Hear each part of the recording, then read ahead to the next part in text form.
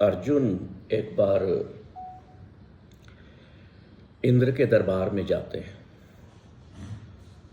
उनसे मिलने, महाभारत के युद्ध के दौरान कुछ सहायता मांगने।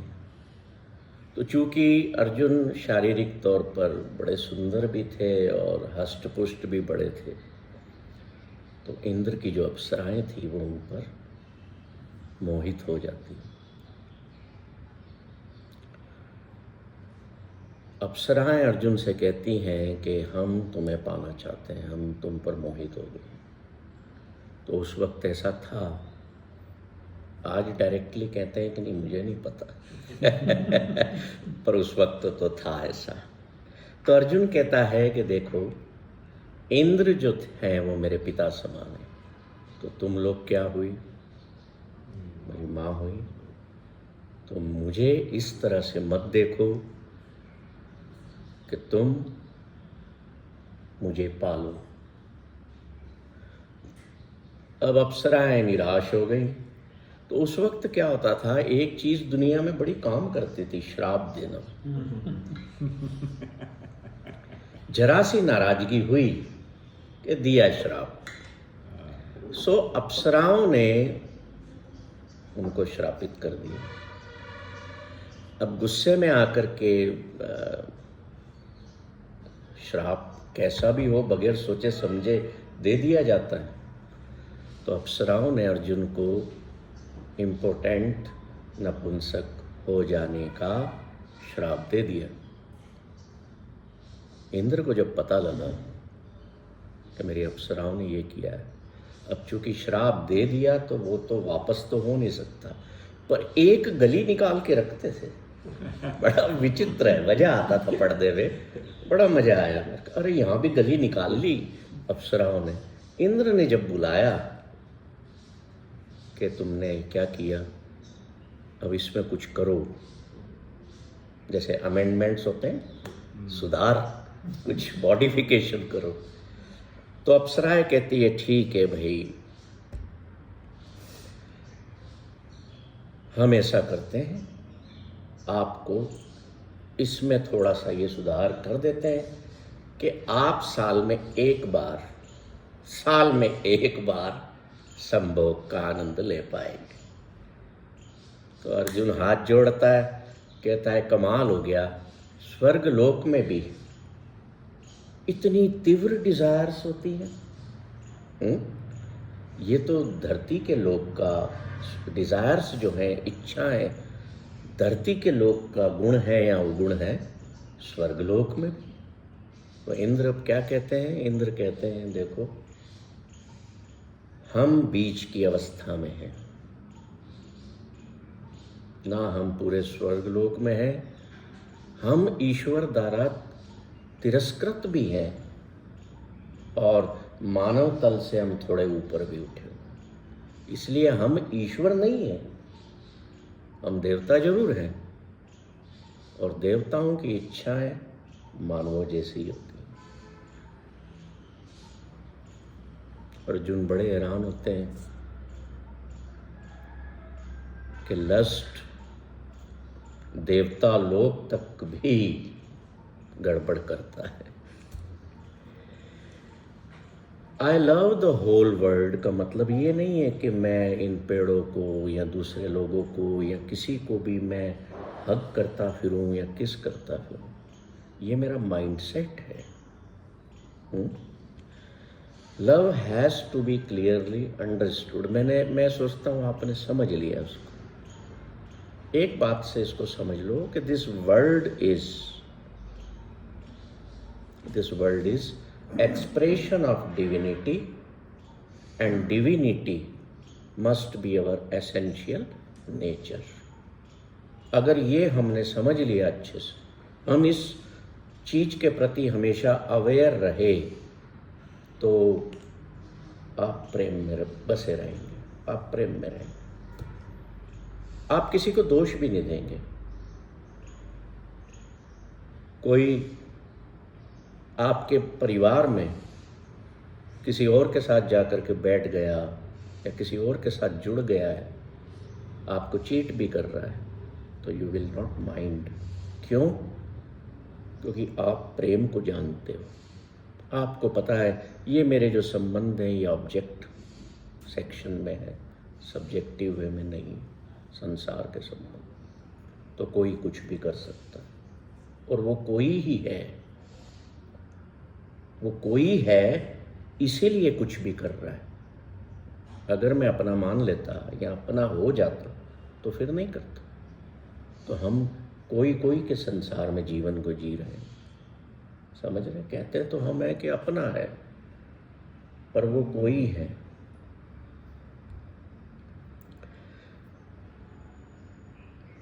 अर्जुन की कहानी ने क्या समझाया, क्या बताया आपको? उसने ये बताया कि चाहे हम ह्यूमन फॉर्म में हैं या हम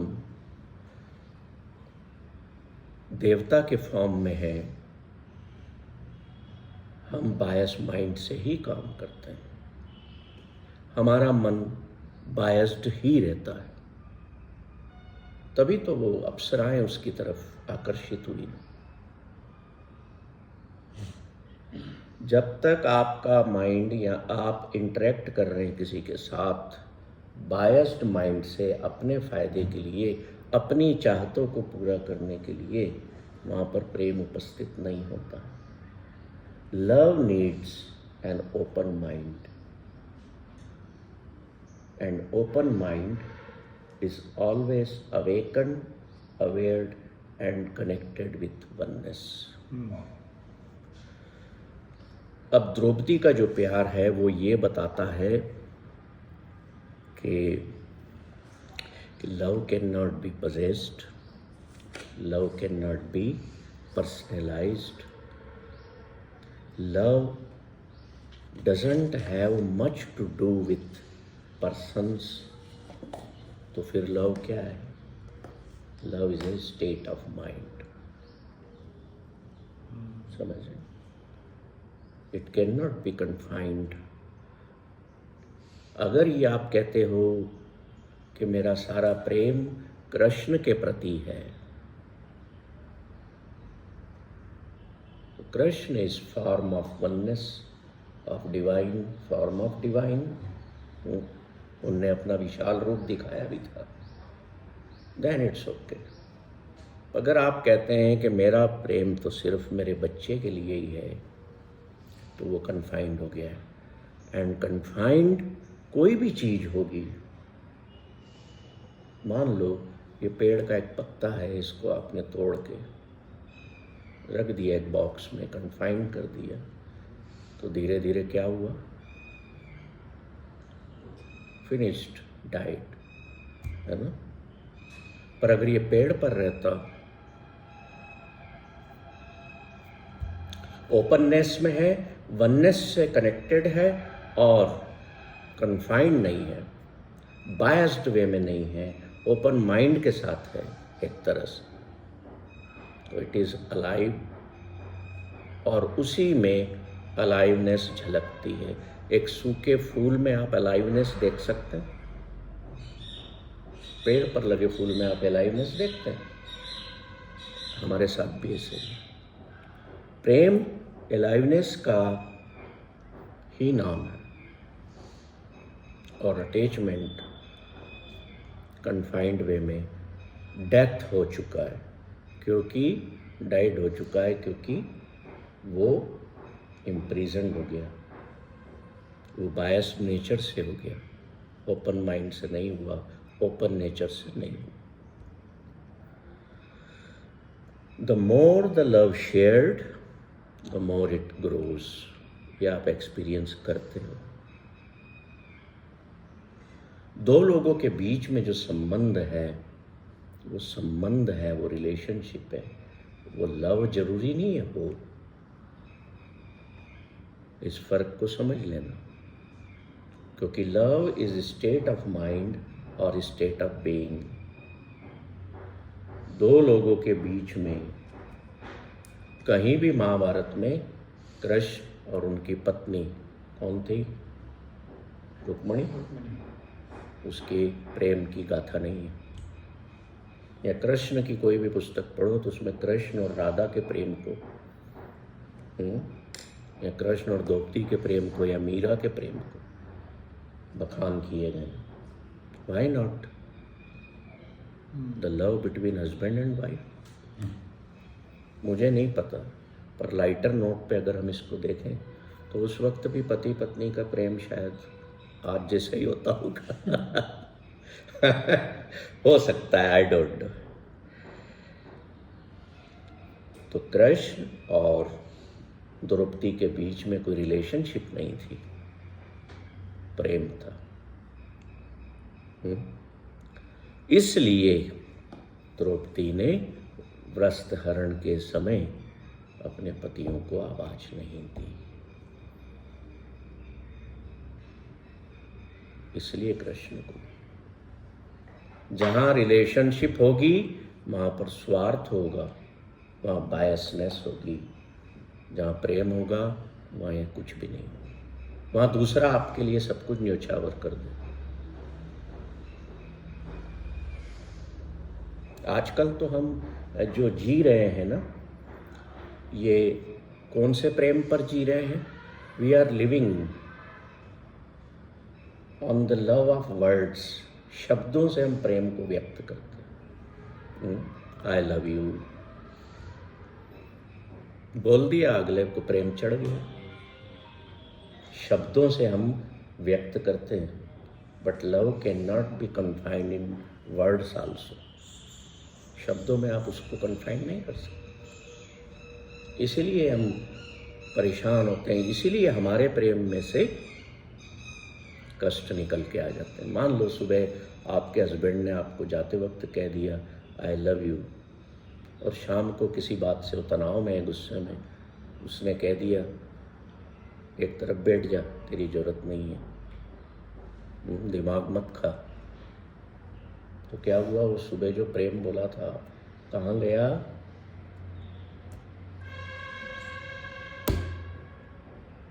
We are using each one of us in family just as an object. आप सोच के देख लेना, आप ऑब्जेक्ट के रूप में लोगों को, अपने परिवार के लोगों को भी 90% आप ऐसे यूज कर रहे हैं। So when love enters in my life and becomes my nature, then I am capable of loving in unlimited way to so many persons.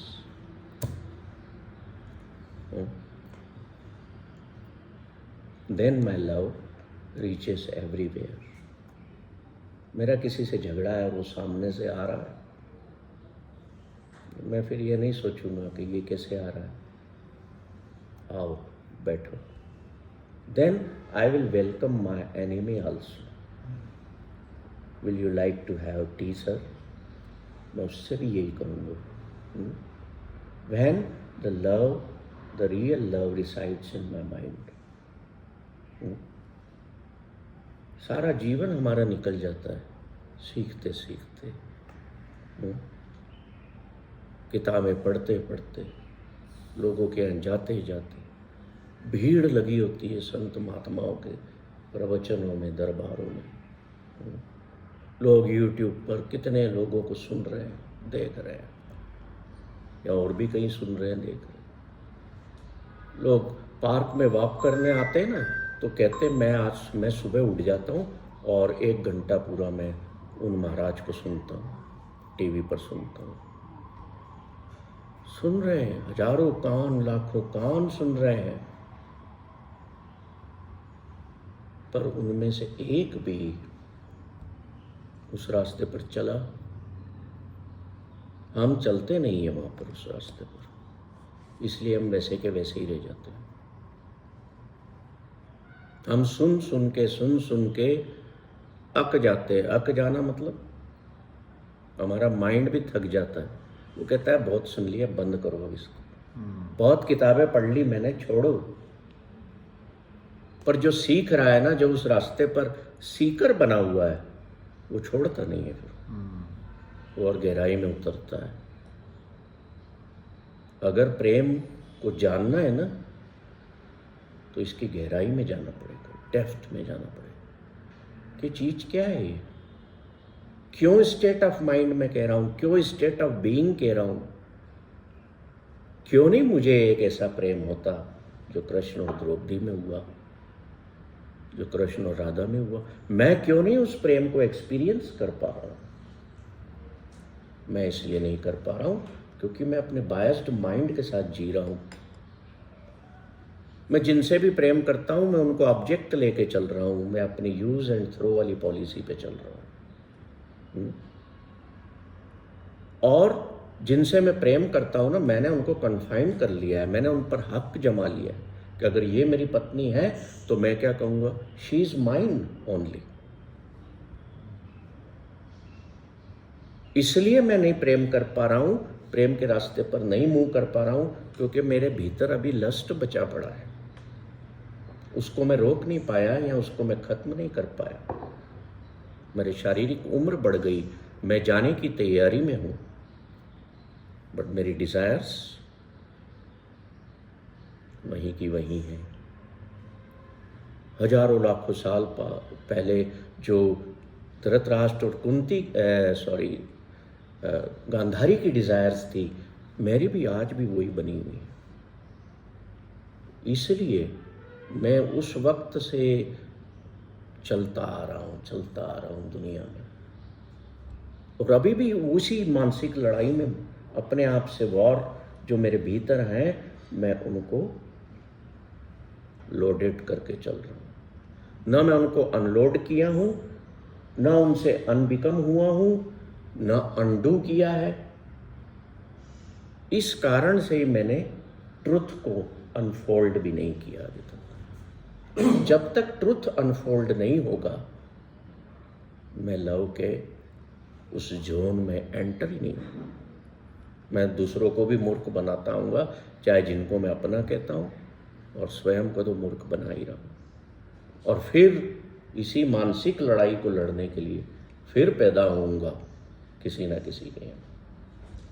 फिर इन्हीं बातों को सुनूंगा, इन्हीं बातों को सीखूंगा, पर चूंकि मैं उस पर चल नहीं सकता, चल नहीं पा रहा, अपने उन रेस्ट्रिक्शंस जो मेरे चारों तरफ से बॉन्डेज लगे, मैं उनको ब्रेक नहीं कर पा रहा। घुस तो गया अर्जुन के पुत्र की तरह, निकल नहीं पा रहा। तो हमारा सबका हाल वही है, हम उसमें घुस तो चुकते हैं, घुस जाते हैं। परिवार क्या है? यही है।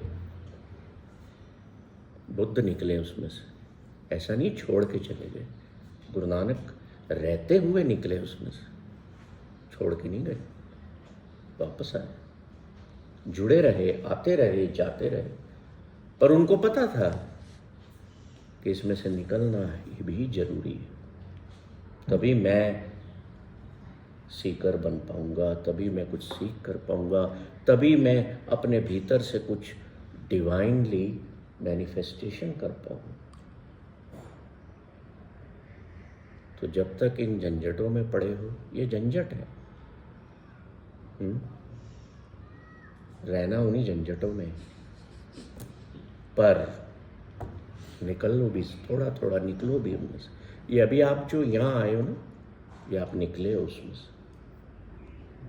कभी अकेले बैठे भी निकलो। अकेले बैठे हो ना ऑफिस में, कोई ग्राहक नहीं है, अभी कोई कस्टमर नहीं है, कोई फ़ोन कॉल नहीं, try to be out of everything. Mind को एम्प्टी करो, खाली करो, तभी तो भीतर कुछ डाल पाओगे। जैसे शरीर को भूख लगती है तो हम खा पाते हैं, खाया हुआ हो तो खा सकता है क्या कोई? कितनी सुंदर मिठाइयाँ पड़ी हो, पेट भरा हो तो नहीं खा पाएंगे ना। जबरदस्ती छोटा सा टुकड़ा किसी ने डाल दिया तो ठीक है। We can only eat when our stomach is empty. In similar way, if our mind doesn't have space, doesn't have emptiness, you cannot pour anything in it.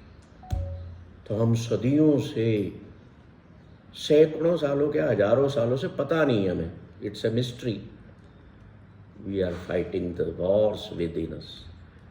और विडंबना, ग्रेट आयरनी तो ये है कि हम अपने भीतर के वार्स तो लड़ रहे हैं, पर हम अपने परिवारों में भी, जहाँ हम रहते हैं, जिनके साथ, जिनको हम अपना कहते हैं, उनके साथ भी दिन रात वार्स में, वहाँ भी लड़ रहे हैं। थोड़ा थोड़ा प्रेम जागता है, या तो वो प्रेम जागता है, माफ़ करना मुझे, शारीरिक इच्छाओं की पूर्ति के लिए, या अपने स्वार्थ के लिए, या कुछ पाने के लिए, बस। और वो प्रेम नहीं है। तो बगैर प्रेम को जाने आई लव यू, क्या आपने किसी को आई लव यू कहा? आपकी वाइफ को ही कहा? क्या आपने उनको टोटल फ्रीडम दी हुई है हर चीज़ के लिए? किसी बंधन में बांधा हुआ है? कितने बंधनों में बांधा है? सोचो इस पर। Freedom is another name of love. कि जहाँ आपकी फ्रीडम इंटैक्ट हो, आपकी वाइफ की फ्रीडम इंटैक्ट हो, वो लव है। अदरवाइज नहीं तो अटैचमेंट। अटैचमेंट वर्ड क्यों यूज़ किया जाता है? गाड़ी में 4 पहिए हैं, एक 5वां पहिया भी अटैच करके लगा देते हैं। उससे समझो अटैचमेंट क्या होता है।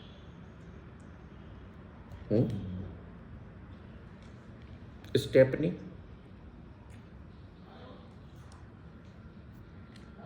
तो स्टेपनी बन के रह रहे हो, अटैच होके बन के रह रहे हो, तो फिर ऐसे ही जियोगे। पंचर भी होगे, कीचड़ भी लगेगा, धुलोगे भी, साफ भी होगा, everything. Don't live your life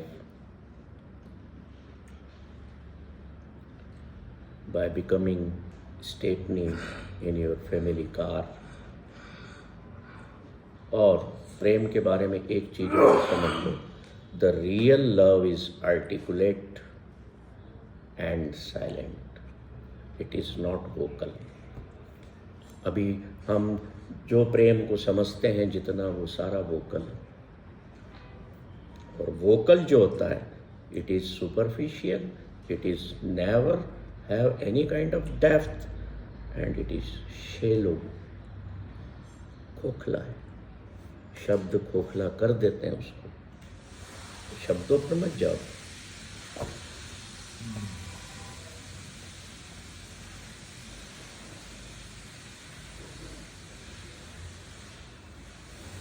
Draupadi का लव सटल था, सूक्ष्म था, कृष्ण के प्रति एथेरल था और साइलेंट था। कृष्ण वहाँ उपस्थित तो नहीं थे। जब प्रेम साइलेंट होता है तो नॉन फिजिकल वे में, फिजिकल एब्सेंस में भी वो पहुंच जाता है। कृष्ण कितना दूर थे, प्रेम पहुंचा साइलेंस में और उन्होंने वहीं से उसकी मदद कर दी। This is how the real love works।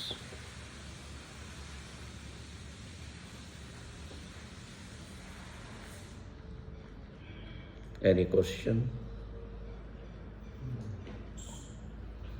अभी आपने कहा, पूछा कि have you given freedom to your wife? I am not saying wife और isn't it the other way around? Has your wife given freedom to you? Who am I to give freedom to someone? देखिए, आप अपनी wife कह रहे हैं ना, तो आपने एक संसार अपना बसाया है ना। संसार आपने भी बसाया, उन्होंने भी बसाया। अब माँ, आप अगर कहते हैं कि ये संसार, ये जो संसार परिवार रूपी मैंने बसाया है, परिवार रूपी जो संसार मैंने बसाया है, इसमें ममत्व है, माइनस है, मेरा है, तो बताइए भाई साहब, आप उस पर बंधन लगाएंगे कि नहीं लगाएंगे?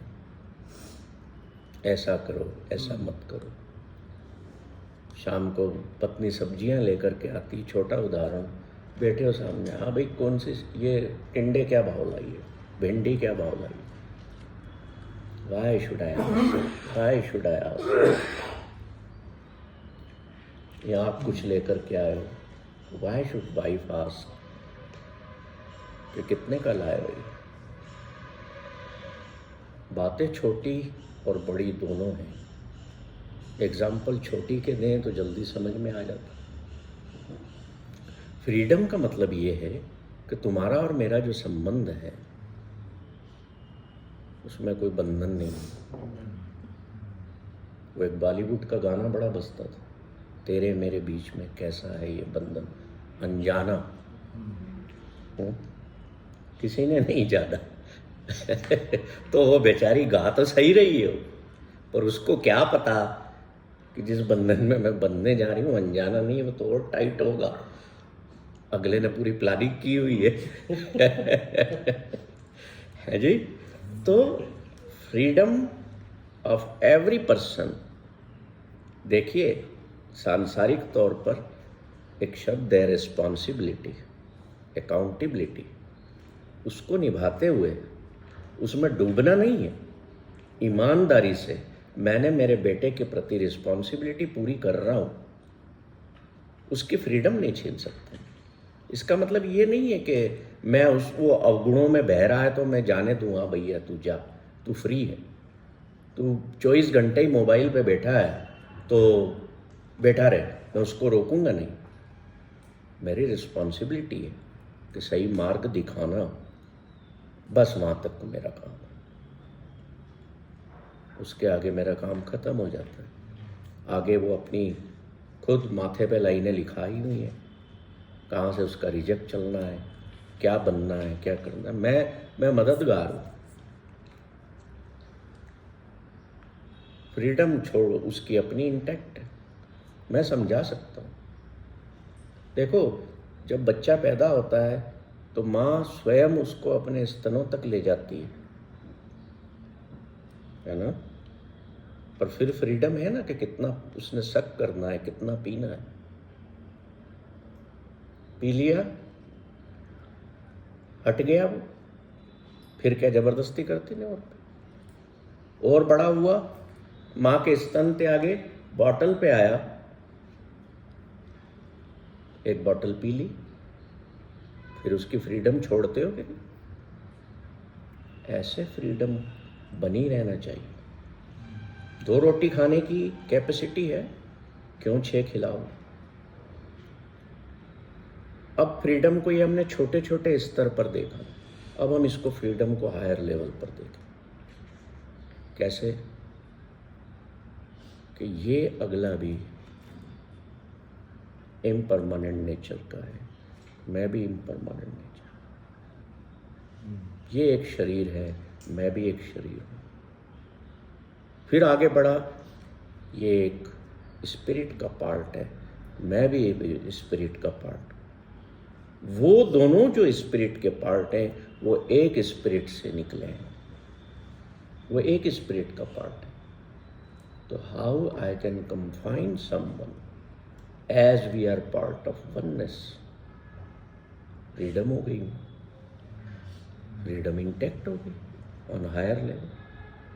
हायर लेवल पर जब आप फ्रीडम इंटैक्ट कर लोगे तो ये छोटी छोटी बातें जो घरों में होती हैं, और ये छोटी छोटी क्रोध करना, जेलसी करना, अनलव में आ जाना, माइनस पे आ जाना, फिर ये सब छूट जाता है। बच्चे ने 200 रुपये मांगे, बड़ा हो गया है, कॉलेज जाता है, मान लो, तो मेरा कोई अधिकार नहीं है कहना कि भाई 200 रुपये तुम्हें क्यों चाहिए। चाहिए, दिन भर है, कहीं ना कहीं खर्च होंगे, खाने पीने पर होंगे, कुछ लेने पर होंगे। जैसे जैसे बच्चा बड़ा होता जाए फ्रीडम बढ़ाते जाओ। मत पकड़ो, क्लिंगिंगनेस में मत रहो। क्लिंगिंगनेस में रहकर आप अपने दुख बढ़ाते हो। पक्षी, चिड़िया, अंडे में से पक्षी निकलता है ना, थोड़े दिन ध्यान रखती है, जब वो फ्लाई के लिए तैयार हो जाता है फिर उस बच्चे को खाना कौन देता है?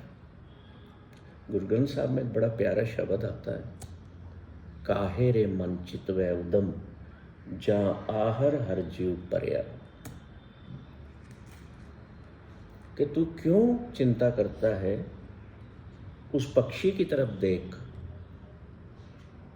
जो अपने अंडों को, एक तरह का पक्षी होता है, उसका नाम याद नहीं आ रहा है, मैं बताऊंगा अगली बार आपको, जो अपने अंडों को घोंसले में दे करके सेकता है, जैसे ही बच्चे निकले वो उड़ के रवाना हो जाता है। किसके भरोसे छोड़ के गया वो अपने बच्चों को? फ्री कर गया ना, now you live your life. कौन रिजेक्ट दे रहा है उनको? सैल पत्थर में जंतु पाए ताका रिजेक्ट आपे करता रहे।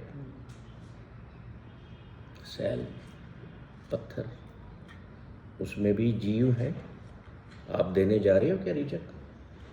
या जिनने वो अंडे दिए या बच्चे दिए, कौन सा जीव उनको हमेशा के लिए जकड़ के बैठा है?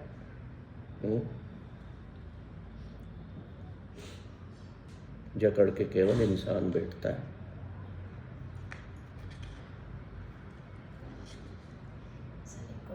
Love cannot be possessed, and